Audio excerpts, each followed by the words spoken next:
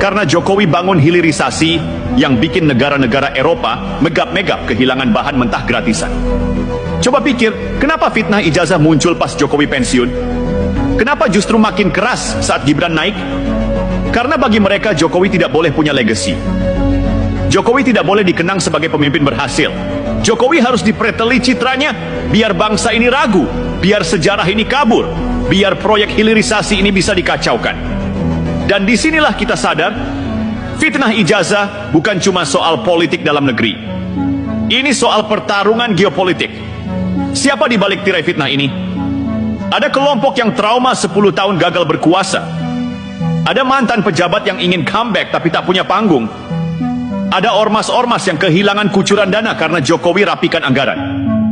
Dan jangan lupa, ada segelintir buzzer tua yang cari cuan dari fitnah, hoax, dan narasi benci. Roy Suryo itu bukan mastermind. Dia pion.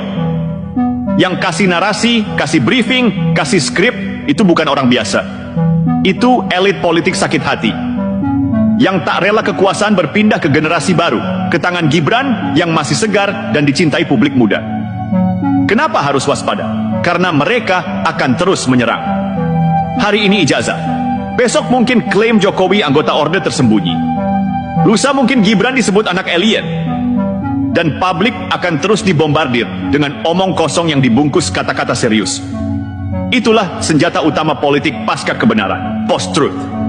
Ulangi kebohongan 1000 kali, biarkan viral, lalu tunggu sampai publik kebingungan. Dan kalau publik sudah bingung, itulah saat para dalang mengambil alih wacana. Tapi mereka salah target. Karena Jokowi bukan tipe pemimpin yang kabur dari fitnah, dia lawan, dia laporkan. Dan dengan itu dia ajarkan satu hal, bahwa demokrasi bukan tempat main fitnah.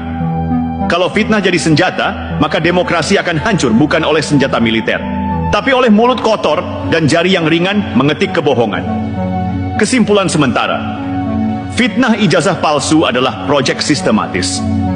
Roy Suryo cuma aktor figuran.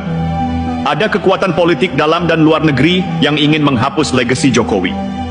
Gibran adalah ancaman masa depan bagi elit tua karena ia melanjutkan visi ayahnya.